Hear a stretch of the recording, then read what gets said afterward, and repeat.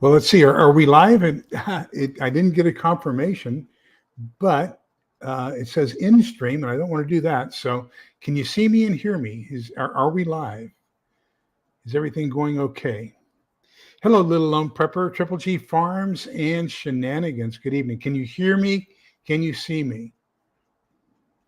All right, good to go. Okay. Well, good evening. This is you're going to get a double night of communication. So we're very lucky. Tonight we're going to have Jim, and I always KT5, K5. What is Jim's call sign? Just 1 second.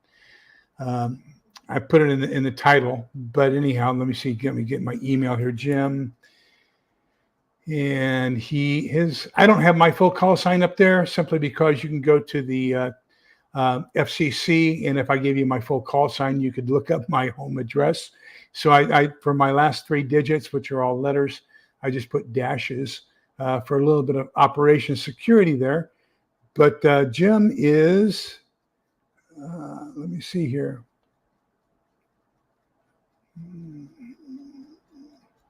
K5KTF, there we go. And he's going to be joining us.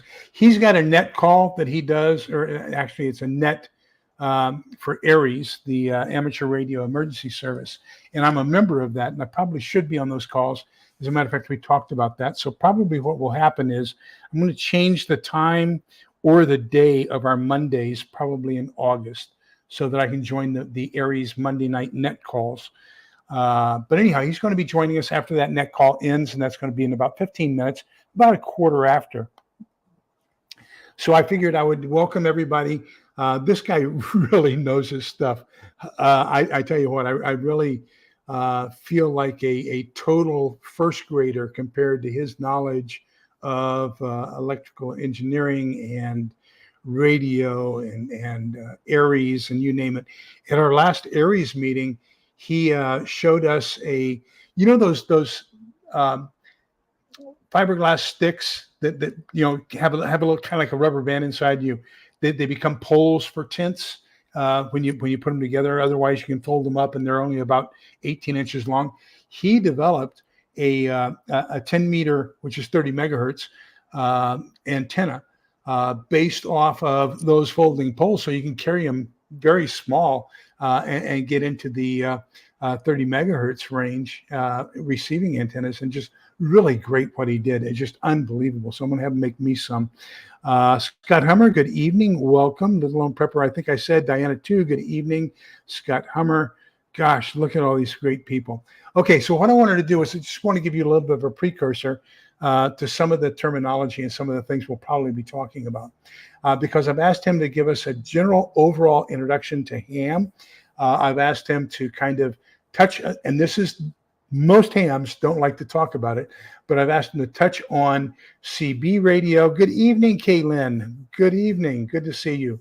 So I've asked him to touch on CB radio, AM, well, CB is AM, FRS, GMRS, and the difference between the technician license and the general license in ham. So technician is going to be primarily FM, VHF, UHF, and then the general license gives you a lot more ability, and that's going to be AM or continuous wave in the HF spectrum. So first off, when you start talking about bands in ham, what you need to do is take the number 300 and divide it by the frequency you're listening to in megahertz.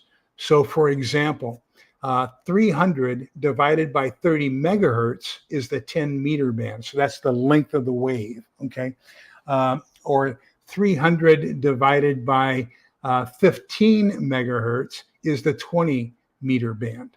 So if you take 300 divided by megahertz, whatever you're listening to, that'll give you the band. So what I've done is we wanted to have a really quick discussion around the different types of radios and where they are.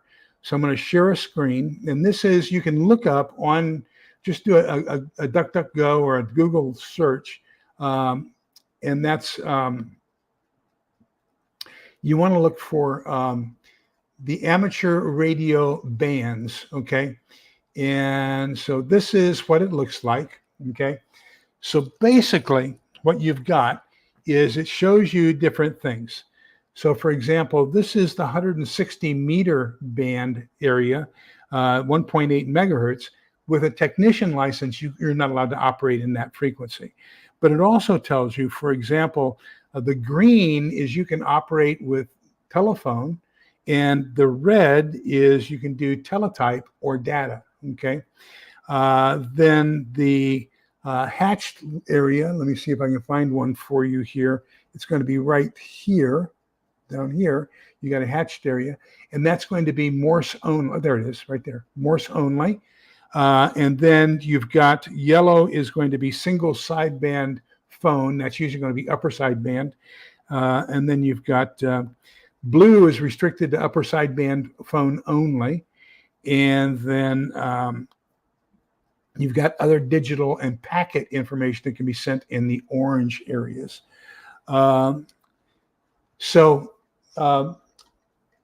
Typically, what you're going to look at is CB is going to be in the 29 megahertz area, amplitude modulated.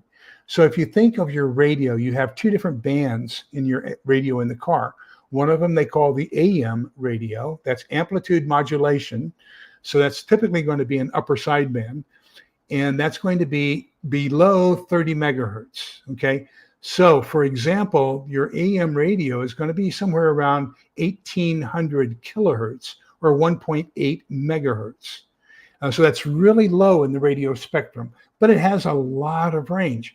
Growing up as a kid in El Paso, we used to listen to 1490, which was KOMA out of Oklahoma City.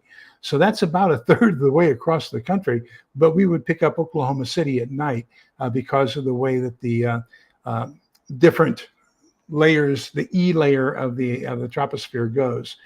So they would duck to us, and we were very, very lucky to get KOMA because there was no rock music available in El Paso after sundown. Then you've got the FM spectrum, and the FM spectrum consists pretty much of anything above 30 megahertz. You're going to be frequency modulated. So you have VHF, which is from 30 to 300 megahertz. That's where you're going to have your Baofangs, your YE6s are going to operate in that frequency range, usually around 120 megahertz. Then they also operate in the UHF spectrum, and that's going to be above 300 megahertz or getting 0.3 gigahertz. So that's kind of the different ranges that you have. So if you look down here, what you're going to find is in the 2 meter band, for example, right here, okay, that's 144 megahertz. So you will have your Baofangs and your UV or YE6s are going to operate in that area. And then they're also going to operate some in the 1.26 meter range, which is going to be your UHF area. So I kind of wanted to give you an idea.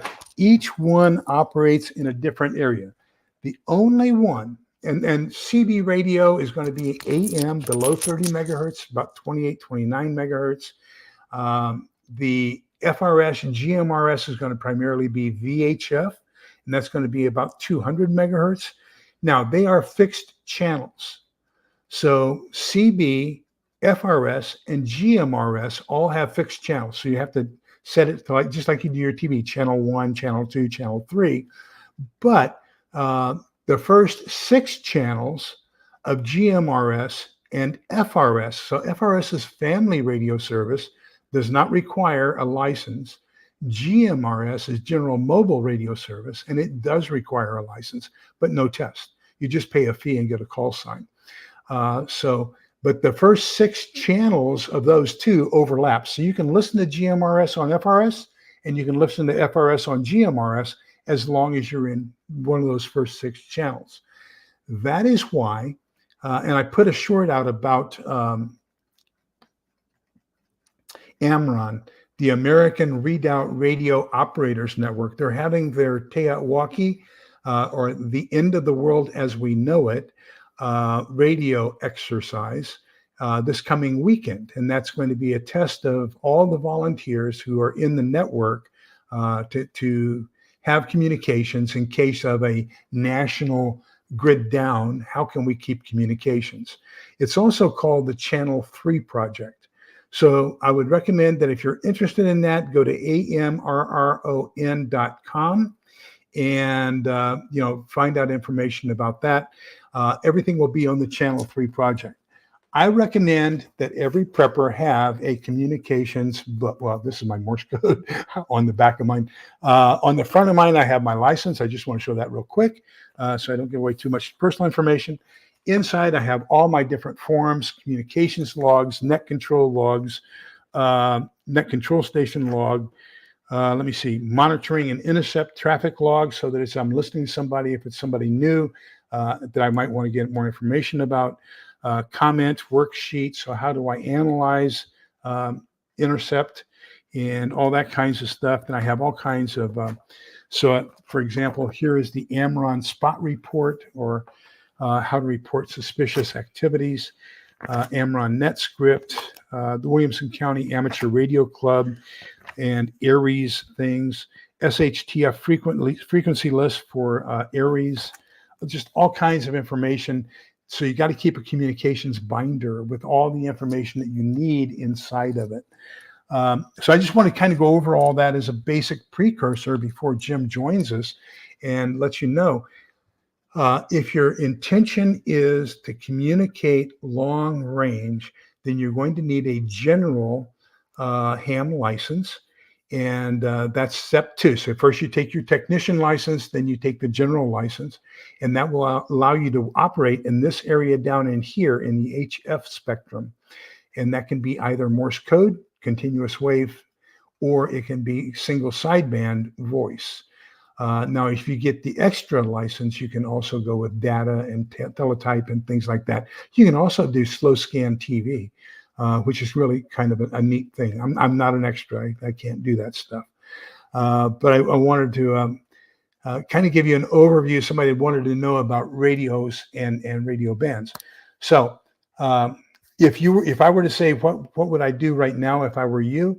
You can get a Baofeng UV5R for under $30. And you're going to get the radio. You're going to get what we call a rubber ducky antenna. You're going to get a battery, and you're going to get a charging station. That will cost you about $30. You can monitor that in an SHTF situation where there's no FCC monitoring. You can probably monitor on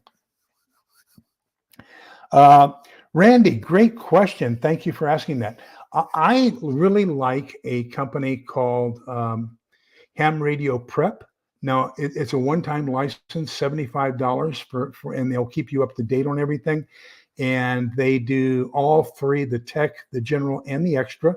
So you can, and as a matter of fact, as you pass each one, if you send them a copy of your test, they will send you something nice, like a wall chart or something, a nationwide call sign chart or something like that. By the way, when you see somebody's call sign, K is the United States, that's that first letter, and 5 is kind of a region. And so when you see a 5 in the call sign, especially in the second or third place, that's going to be Mississippi, Louisiana, Arkansas, Oklahoma, Texas, and New Mexico. So those are the 6 states in region 5. So they start up in the Pacific Northeast with 1, and they go down around. California has all by itself. I believe California is an 8. I think California is 8. And then 9 comes back into the central U.S. area. But so, and I will put a link to that in the show notes after we're all done this evening. ARRL, let me see if I have a study guide here. I should have brought one. I don't have one out. ARRL has their own study guides. They're spiral bound, one for each class. So they have one for technician, one for general, one for extra. And you can get those either on the ARRL website, or you can get them on the on Amazon. Either one. I think it's $2 extra for Amazon, but you save money because ARRL is going to charge you a shipping fee of about $5. So they're $2 cheaper for the book, but charge $5 for shipping. So that's going to be $3 more than getting it off of Amazon if you have Amazon Prime. So I hope that gives you a little bit of information on that. I will put a whole bunch of links. There are some free guys out there who do it. There's one guy. Let me see here if I still have him up.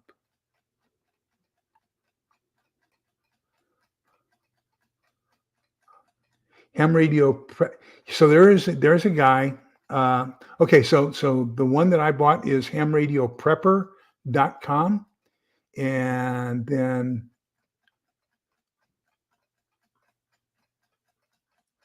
I thought I might have. Oh no, this is how to get your GMRS license.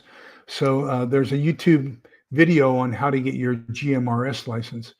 But there's free YouTube videos that you don't spend any money. There's all kinds of phenomenal training on YouTube. Just say training for technician license or training for general license, and you can find those fairly easily. Let me see. Kaylin says she has a Baofeng UV5R, got it about 5 years ago. She listens to NOAA on it since my Wayne radio station crapped out. Yep, you can do that. And I also recommend that you get an emergency crank solar radio, something like the Roadrunner, or there are a couple of them. Southern Prepper One has one that he has designed and is being manufactured. It costs about $60, but it's a fantastic survival radio, and it has 6 bands. So 6 of these bands here that are going to be most common for you to listen to. So I think that would be well worth your while to get one of those. Okay, and let me see. Yeah, so that's the first level, Kaylin. That's one you want to study for. Yes, and ham radio, and that's the one I'm talking about that also has practice tests. Ham radio for dummies, be careful. It's not going to give you everything. Now, the reason I say that is every 6 years, they change the pool of questions for the test. So it will give you all of the basics. Very little has changed as far as basics. However, there may have been some nuanced changes. For example, in 1930, I saw a map of call sign, that number, that region number. And back in the 1930s, California was number 7, along with about 11 Western states. Now in the 1990s, that changed to where it's a number all by itself, a region number all by itself, and 8. So, I would say depending upon how old the book is, it may give you some information that's slightly out of date, but there should be enough good information that if you use the ham radio for dummies, you can pass at least the technician level test. So that should not be an issue for you. Kaylin, that's a fantastic thing. I absolutely strongly recommend those. So that should be crank plus solar plus battery, if I'm not mistaken. And that's a very good thing to have. Now, one of the things that you are limited to is that it does have one of those stretch antennas. So one of the things you might want to consider is if you're not hearing the station well enough, point that antenna at 45 degrees, okay? So that, so here's the base of the radio. You stand it straight up, or you can point it at 45 degrees. If you point it at 45 degrees and then turn your radio or turn the antenna, either one, so that way you've got 360-degree coverage, you can basically use it as a direction finder to get the strongest input on that antenna. So you can turn either the antenna or the radio, and that would be great. One of the rules of thumb, the longer your antenna, the better off you are. Not necessarily for transmitting, but for receiving. Okay, I bought the crank radio, I think you mentioned earlier this year, but also the TalkPod A36 Plus, and got a folding extended antenna. Beautiful for it, which really increases range. There you go. So the longer your antenna, the better your reception. Absolutely. Hello, Muskoka Oma. Good to see you.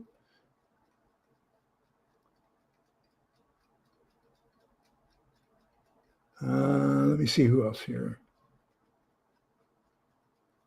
So Kaylin says that's how she got her NOAA weather station. Absolutely. That's one of the best things you can do. So that's on this. So there's 2 different kinds of modulation. Okay, there's 4 different kinds of modulation. There's AM, which is amplitude modulated. So you're going to have a pretty wide bandwidth for amplitude modulation.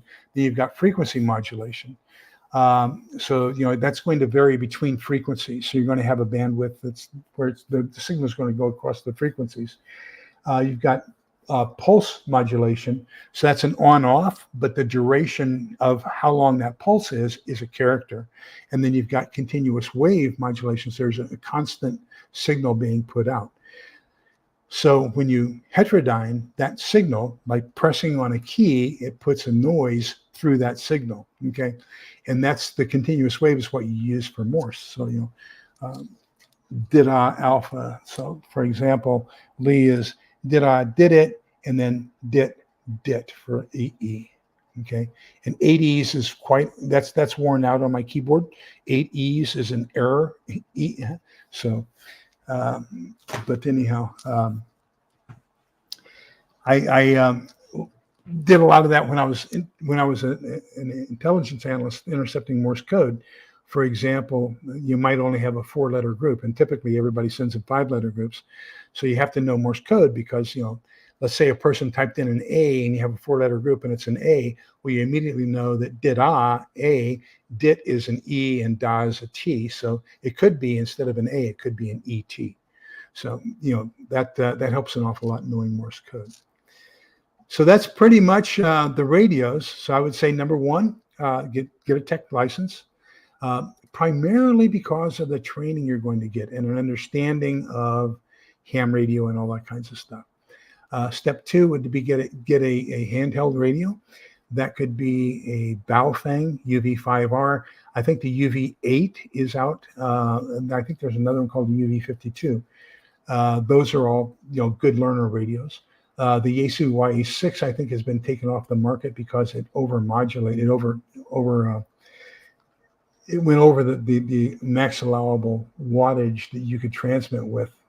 I'm not 100% sure on that, but if you see a YE6, pick it up, Yaesu YE6. There's also another one, TYT is another good handheld radio. Then what you want to do is you want to make sure you have a charger. I would say get a couple extra battery packs, because if you start transmitting, you don't use that much energy when you're receiving. You use an awful lot of energy when you transmit. So, get a couple extended life batteries for it. You're going to probably pay, this is strange. You can get the radio, the complete set for $30 to include a charger, an antenna, and everything else. You're going to pay $35 for a extended life battery. So, but you probably get about 2 of those. If you get a Baofeng, you're going to need a chirp cord. And so what you're going to do is you can program it using the keyboard, but it's really kind of an inane process.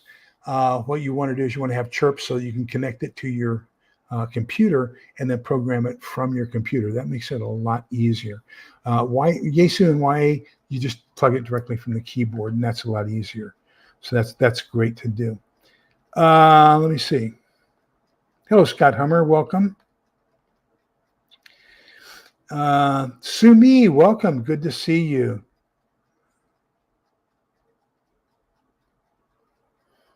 Yeah, so Kaylin's talking about the Yaesus. Her CB is a Midland. Yes, Midland makes what they call walkabout. Is it walkabout or talkabout? I think it's talkabout. They make a CB radio, handheld radio, that's kind of like a walkie-talkie called the Talkabout. And that has all 40 CB channels on it. So that's a fan. If you're going to be in a neighborhood, now remember, when you start talking, CB can sometimes get a little bit more, but they're kind of restricted as far as their power outage.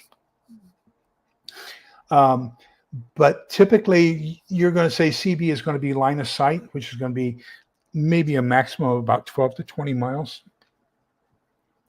If you're in a heavily urbanized area, tall buildings, if you're in a heavily wooded area, those buildings and those trees are going to absorb a lot of that radio electromagnetic emission. So you're not going to get quite the range as you would just out over open terrain. When we say line of sight, we're typically talking about, like, if you're on a boat talking to another boat, it's going to be about 12 miles.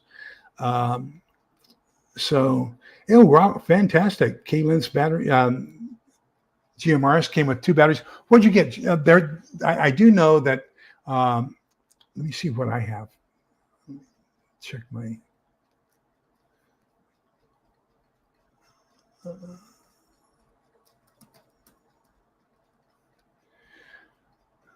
so I have a Baofeng GMRS, and then I bought this one. It was 10 GMRS. Okay, returns and orders. There we go. Let me get into returns and orders, and I'm going to go GMRS. So I have the Baofeng BL5, which is a GMRS. Then I bought the Midland GXT, 36 mile, 50 channel GMRS 2-way radio. And I can't find the one that I thought. I found a box of 10 GMRS radios on chargers for $80. I thought I got that from Amazon, but I guess I didn't. But I showed those in an earlier video. So, GMRS is an option for you as well.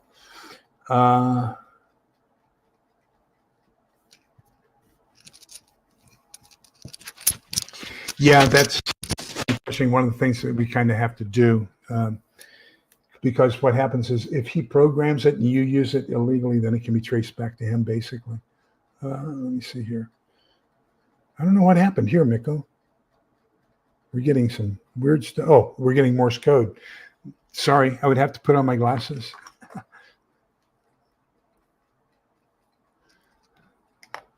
Let me see.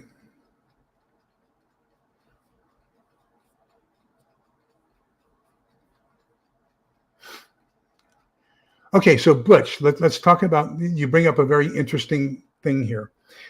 So basically, you've got the curvature of the Earth, okay, and the horizon is 12 miles away when you have the ocean.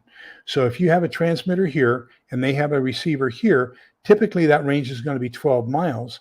Then they're going to be below the horizon. You can get a little bit of a bending effect. So you might be able to get up to, say, 20 miles off of that ground wave is what we call that. Now, the next component to that is, remember, when you're transmitting, most transmitters transmit 360 by 360. So they're going to transmit around you 360 degrees and up and down 360 degrees.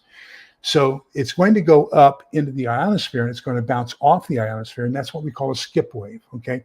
So it goes up and it bounces off of the ionosphere, comes back down to Earth.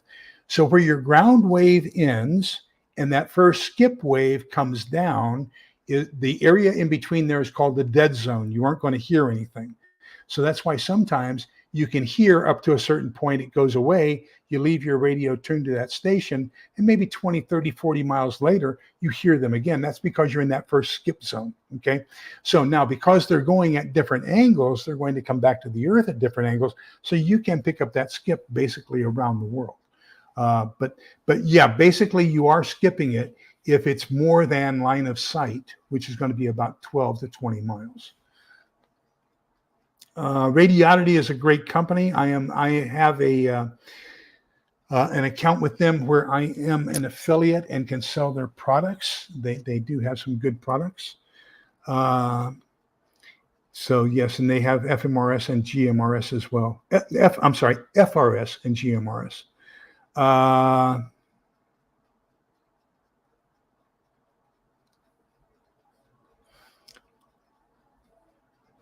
Okay, so after that, after you get your tech license, and that's what I was hoping Jim was here for.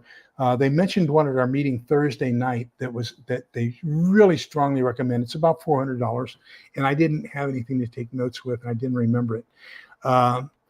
So anyhow, for just monitoring, straight listening, I use a Texan GM880. So that's just straight listening. For transceiving, I don't have a shack set up yet for HF, so I'm still working on that. Rick, one of the members in the Williamson County Ham Club, he is helping me set up my ham shack, and so we're trying different. Every house is different. You know, the layout of the house, what you need for an antenna, what you need for radio, and everything else. how things lay out, reflections, metallic components. There's so many different variables. So we're trying several different things. This guy has a house full of radios. So we're going to find out what it is. So I would say get with a local ham and have them help you set up and find out what's going to be best for your area. Now then, having said that, let me go over here. There is a place called Noji, NOJI.com. And if you go there, it's basically how to set up your first Radio Shack. And they are recommending to set up an HF receiver at your home as part of your initial setup is getting a TYT TH7800 mobile radio. And that costs around $230. Along with that, you're going to need a power adapter. You'll need an antenna, and you're going to need a chirp programmer. So you're probably going to be in the HF range for around $300. Okay. So that's a TYT TH7800. And the name of that site that I just got that from is Noji, NOJI.com. So hopefully that'll help you with some of that information. Nickel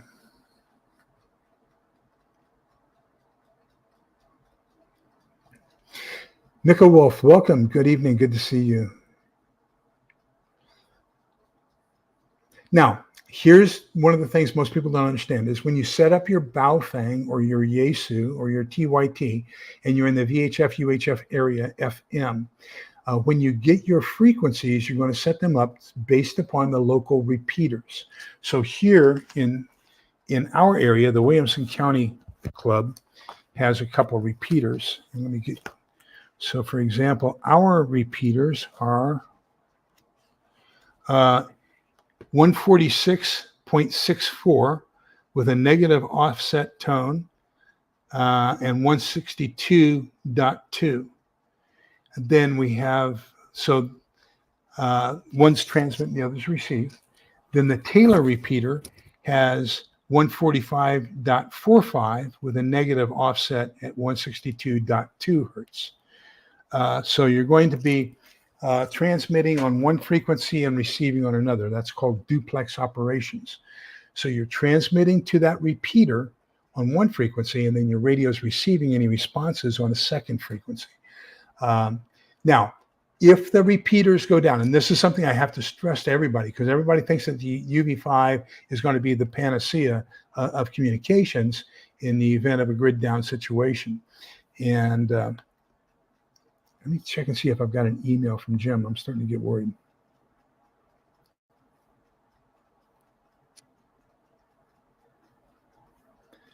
I don't see anything, so.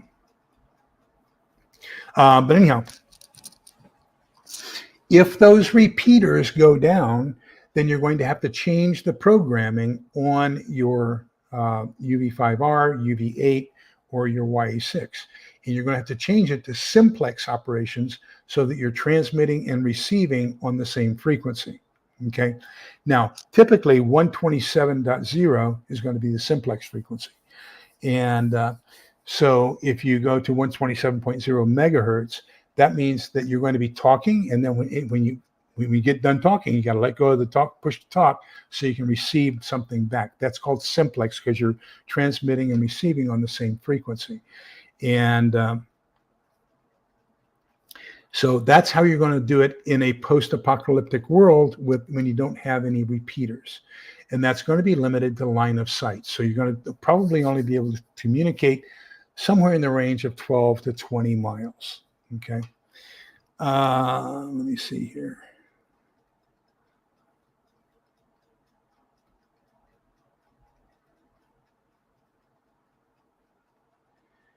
So Michael Wolf says that he has a GMRS license. It's good to have. It's $35, I think is what you meant to say, for 10 years is the cost of that license. Yes. And here's the thing. With GMRS, if there is somebody that you have an affiliation with who has a license, you can use their license. So when you apply for your GMS or RS license, you can find out, do I have a neighbor? For example, across the street is a plumbing company, and they have GMRS for all of their trucks. I can, with his permission, operate on his GMRS license. Okay. And so that's one of the neat things about GMRS. FRS is supposed to be all people within your family, the family radio service. Absolutely. You are absolutely correct. So you're definitely going to be blocked on at least one full side of that, because your transmission reception is going to be absorbed by the building on one side. If you put it outside a window, let's say, and because you got the building here and your antenna's here, so it's going to be blocked by this building. You're going to have about 180 degrees that you can see out there. Okay. Now, if you can plug into, or if you can get up to the roof and use a long wire antenna, so you can go to someplace like Tractor Supply, and they have these special conduits, or what do you call them, non-conductive things for electrified fences. Okay, so it's basically a bolt or a screw, and it's got a hole in. It's got an eyelet. It's got a hole, but it's got a insulator in there. Run your antenna wire through that hole. Put that into, say screw it into the top of the roof of the building. Run that around the roof, and then bring your feed line down into your apartment complex off of the roof. Then you have a long wire antenna. It's going to be fantastic for reception, and it's going to be 360 degrees, and you probably hear worldwide with that. Let me see. Theoxerus, welcome. Good evening. Good to see you, my friend.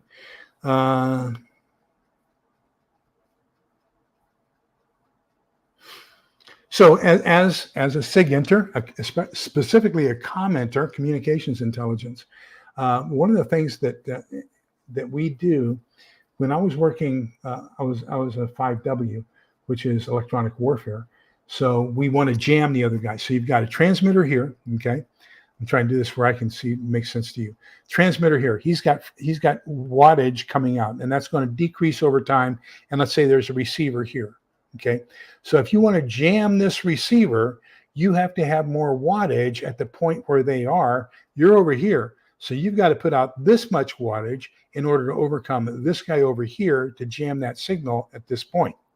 Okay, now if you want to jam this guy from reporting back to this guy, he's got his transmitter here. This guy's back here, so you know that the signal's down here. Now I've got to be over here and transmit this much in order to overpower him.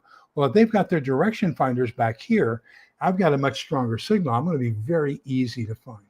Now, creating a directional antenna is very, very easy. There's a guy, Jim, in Williamson County Ham Club, and he taught us how to make a directional antenna basically out of a Pringles can.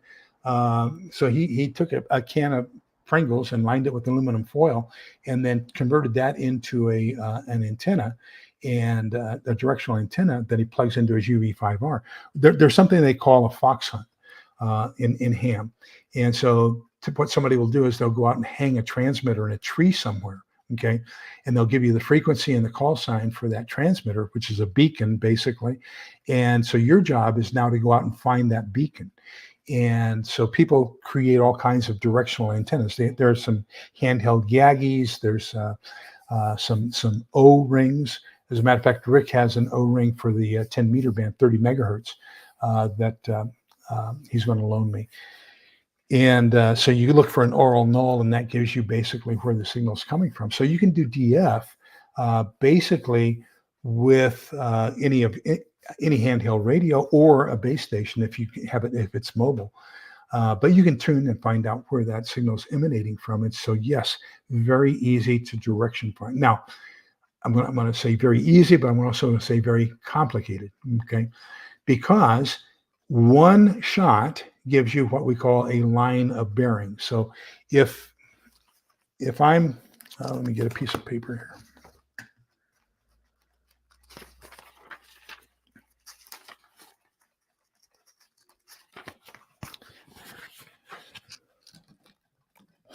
Okay, so the transmitter is here, okay?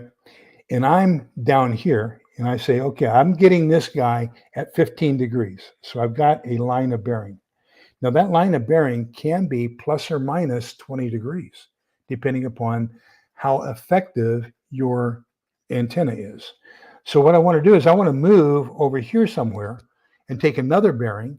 And so now let's say that that bearing's at 350 degrees. So now I'm going to come back this way, and I've got what's called a cut. Okay, so I have two lines of bearing from two different locations that give me an approximate point where the two lines intersect. So two lines of bearing is called a cut, but I really want to go for a fix. So then I want to go for a third location where I do a DF again. So I'm going to take another line of bearing from this point. Now I'm at 0 degrees or 360 degrees, whichever way you want to look at it, where all three of those lines intersect. And it's usually going to be typically kind of like a small triangle, maybe a 1 kilometer area triangle. That's my fix. So I know that my signal that I'm DFing is emanating from that area. Now, some other requirements. You have to be on the same frequency, all three shots, and the same call sign. So, you don't want to do two different call signs or two different frequencies when you're doing direction finding, because that's not going to get you anywhere. You want to have the same frequency, hopefully the same net and the same frequency. And the same call sign. Yes. So, and I just got in a new 14.5 inch. What did I do with it? I've got a brand new antenna. I just got it in. Doggone it. Oh, here it is. So I just got in a brand new 14.5 inch rubber ducky. This is for my Baofeng. So this is 144.43. Okay, 14.5 inch.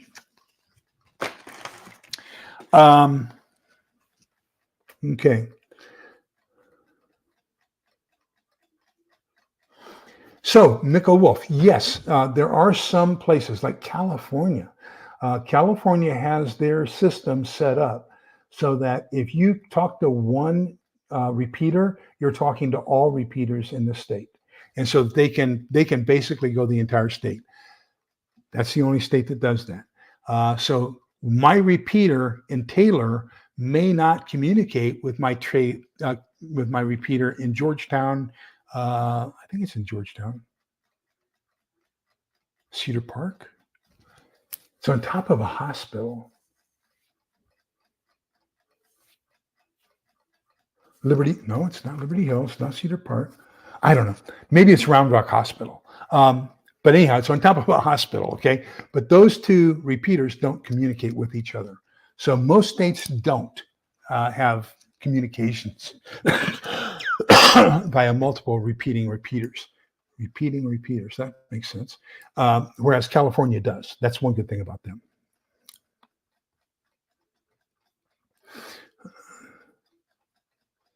That's great to hear.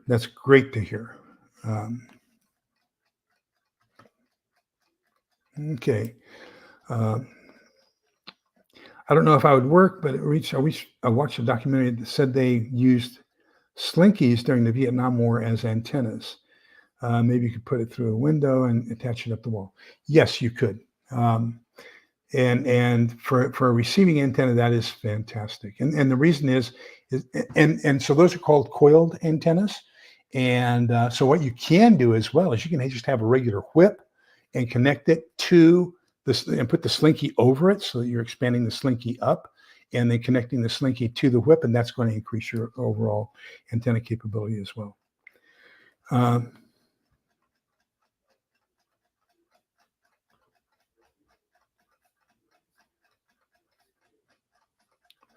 not sure about the question, Shenanigans. I'm sorry. I think you're talking to somebody else.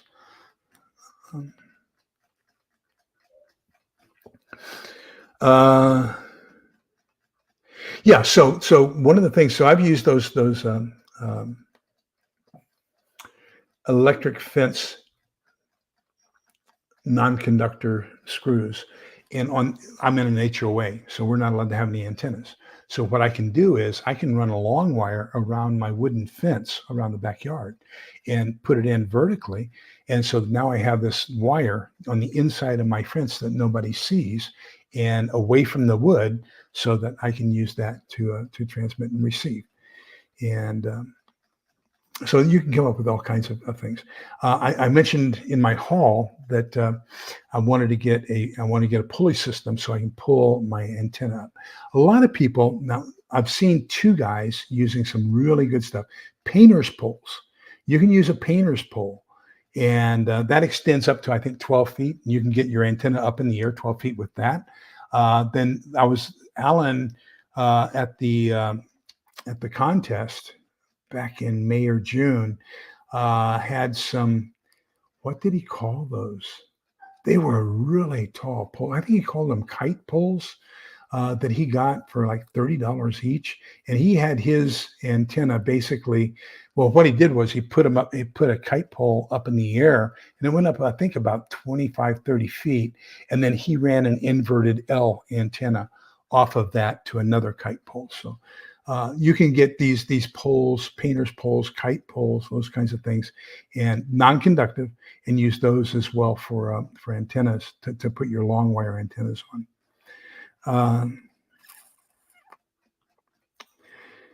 Iridium 242 had vids on how he made his antennas. He used speaker wire for the run of wire to the end. Yes, and that he probably had a. Now I'm going to forget terminology. Fixed end long wire.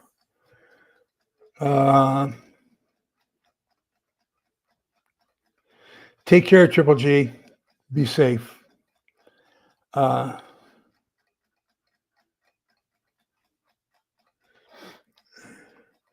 South Florida DCL. Good evening. Good to see you. Tammy Harder, good evening. Good to see you as well. So that's, gosh, I didn't have a whole bunch to talk about because I was planning on Jim being here. I hope. I haven't seen an email. I know he was running the net and he said he'd be in after that, which would be about a quarter after. Let me see. Don't have any new things in. So I guess I need to wing it, huh?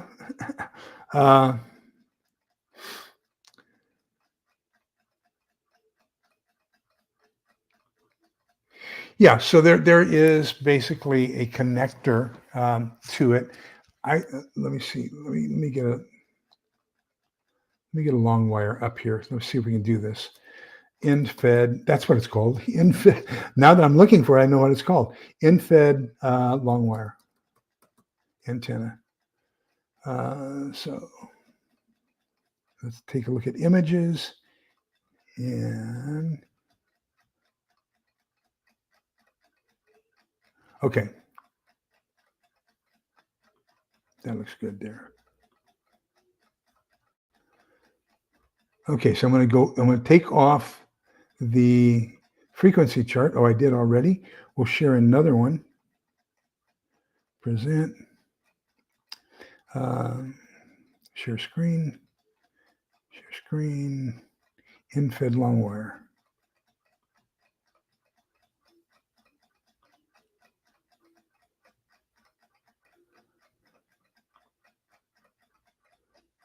Okay, so on an in-fed long wire, which is probably what he was talking about, you've got your receiver here. You're going to connect it, and you've got your wire that goes out. Okay, so you have to connect it here. So that's your in-feed. Here is your connector. Okay, and that's probably what you were talking about with his clips. And then the wire goes out to some sort of base where it's going to be set up. Okay. Now there's also one where you can have the same thing. Instead of having an in feed, you can have it in the middle. So you can have your feed in here so that basically you got two half-length antennas that are going out. The advantage to that is if you have two half-length, then you can put them at right angles and get a lot more signals. Because when you have an in-fed antenna like this, you're emanating primarily perpendicular to the line of the antenna. So imagine we're looking at it from the top. Your primary mode of transmission and reception is going to be this way, and this way. So you're getting signals from over here and over here are going to be greatly reduced. They're primarily going to be this way and this way. So the disadvantage to long wire antennas and to infed and other wire type antennas is that they can be very, very directional. Okay, we'll stop sharing that. And that's it. That's where we are. Okay, great. So there are videos on YouTube on how to program your UV, how to program your YA, how to program your TYT. There are videos on how to use them. There are free videos on how to study for the tests. So typically you're going to pay $15 to take the test. And then once you pass the test, the test administrator will send off that test score to the FCC. When they send it off to the FCC, usually a couple of days later, the FCC is going to send you an email with a link that you have to go in and pay your $35 fee. 35 or 25? It might just be $25 fee, registration fee. So you're going to send in your $25 registration fee. That registration fee will then get you basically your call sign and 10 years worth of use of that call sign. And then, now, on the day that you take your technician class, if you've studied up a whole bunch, you can take at no additional charge, no additional $15 charge, that general test that same day. And some people go in and take the technician and the general and pass them both on the same day. I'm not that smart. But there are also people, and so if you take the technician test and fail it, then you can pay another $15 right there at that same sitting and retake it with a different exam. And because they have like 8 different forms of the exam, take a different exam. And if you pass that, you passed, so, but then same thing, he'll send that off to the FCC that you passed and you get your call sign and all that kinds of stuff. So, wow, we've gone 52 minutes. I can't believe that. We're going to be talking about the same thing pretty much again tomorrow night, because we're going to be talking in James Wesley Rawles's book. And I wanted to use this kind of as a precursor to give you some ideas about what he's talking about. And so we're going to be doing chapter 9. And chapter 9 is, if I can find it here, I believe it's chapter 9. Yeah, chapter 9. Communications and monitoring. So, a lot of these forms and stuff that I talked about in my handbook are going to become extremely important. What time do people transmit? Do you have a way of getting a bearing on where that transmitter is most likely coming from? And you can tell that a lot by signal strength. So as if you have a directional antenna, then of course, when you're right on the beam, you're going to have a stronger signal reception than if you are off beam. So you look for the area where one of two things happens. You're either going to have the strongest signal input, or you're going to have what's called an aural null. And when you have an aural null, then you know you're right on the transmitting direction that you want to go. Let me see.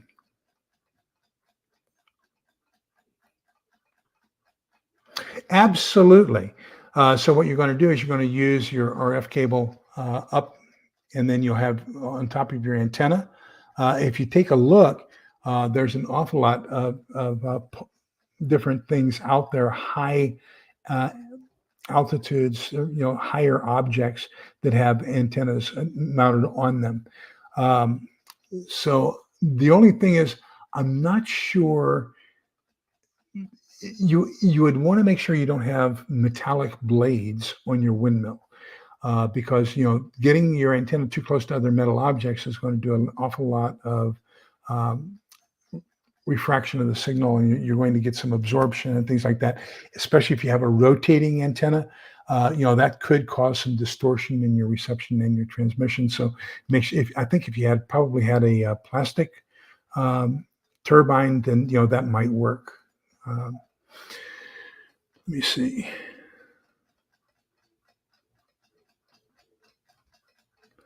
So Kaylin says that a couple of good places to win are CJ. A couple of good comms channels are Comms Prepper and survival comms. I haven't watched those, so I'll write those down myself.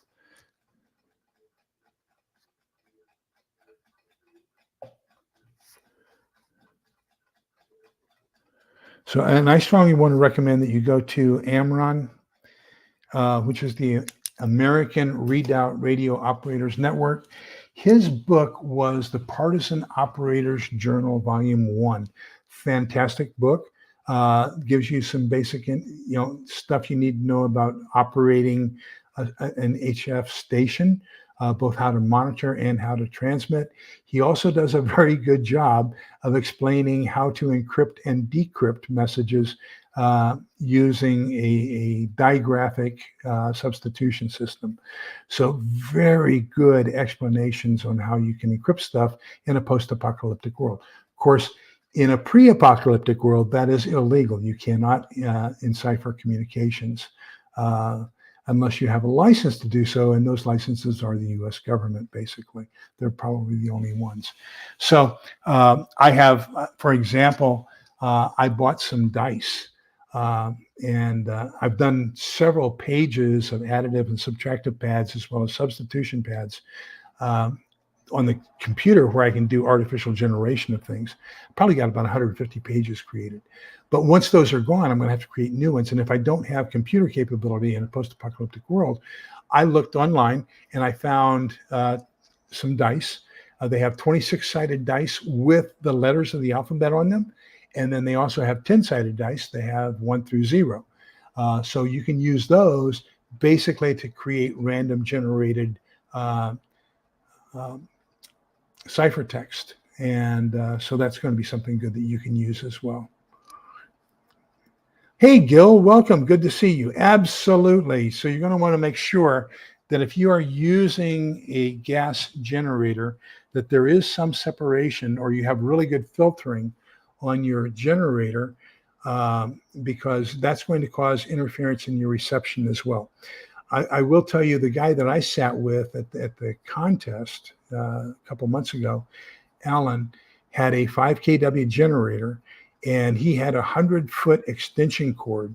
And with that 100-foot extension cord, it was still giving us a little bit of noise, or what we call grass, as he was monitoring. So yes, generators do produce enough static noise that it can interfere with your transmissions and reception.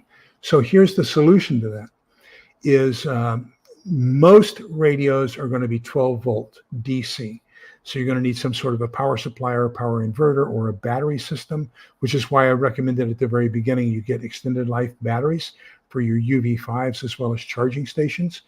And but use your generator at some distance away to charge your batteries, and then operate away from where you're going to get that static interference on your battery system. And that's going to be your best and clearest way of getting communications. I'm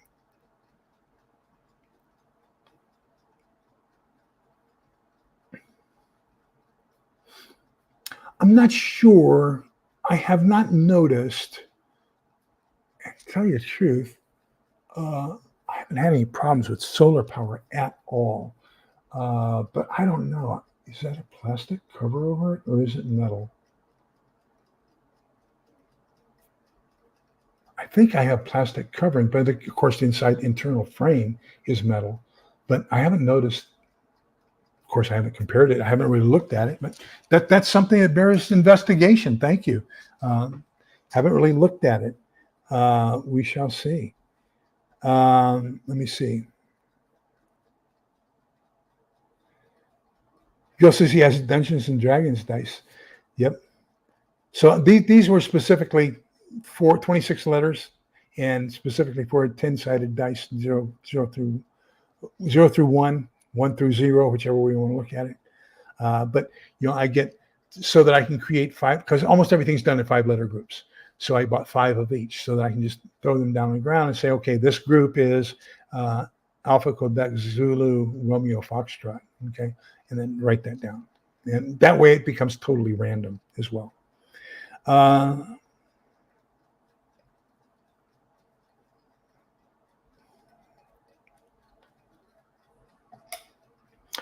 Okay, 59 minutes and 41 seconds. That's it. So thank you all for being here. We're going to continue this tomorrow night as we discuss what Mr. Rawles is telling us to do as far as monitoring and communications in a post-apocalyptic world. I want to add another, if I can find it, Deuteronomy, Genesis, Exodus, Numbers, Deuteronomy. Okay, Deuteronomy is the fourth one. 13:1, I believe it is. Let me check and see. I don't have it marked in my book, but I probably should. Especially with what's going on this weekend. I think we've got some challenges ahead of us. I think there's going to be some repercussions. Nope, that's too far. So Deuteronomy 13. No, I got it wrong. 31. I have it backwards. 31:6. Deuteronomy 31:6. There we go. Now my mind's working. Okay, Deuteronomy 31:6. I have it underlined, if that matters. Be strong and courageous and steadfast, and have no fear or dread of them. For it is the Lord your God who marches by your side, and he will never fail or forsake you. So, I just want to let you know that there's somebody out there who's watching over us and is taking good care of us. And so there's no need whatsoever to worry, because it's all in his hands. And I just want to remind you of that we can be strong and courageous because he is at our side and he's got our back. So in Numbers, which is right before that book, okay, chapter 6, verses 24, 25, 26, the Lord bless you and keep you. The Lord let his face shine upon you and be gracious to you. The Lord look upon you kindly and grant you peace. So do me a favor. We've got both sides today talking about unity and ratcheting down the dialogue. I agree. It's time to ratchet down the dialogue. It's time for them to do what I've been saying for the last several years, and that is we really need to be nice, kind, polite, and respectful with each other, because togetherness is the only way we're going to get through this. Nobody's going to get through it alone. So thank you, everybody, for being here this evening. Don't forget, tomorrow night at 7 o'clock, Gil, and then at 8 o'clock, we'll be doing our James Wesley Rawles book, Chapter 9. Thanks, everybody, for being here. Thank you for your wonderful comments, and thank you for coming back and reviewing it afterwards. Have a nice evening. Bye-bye.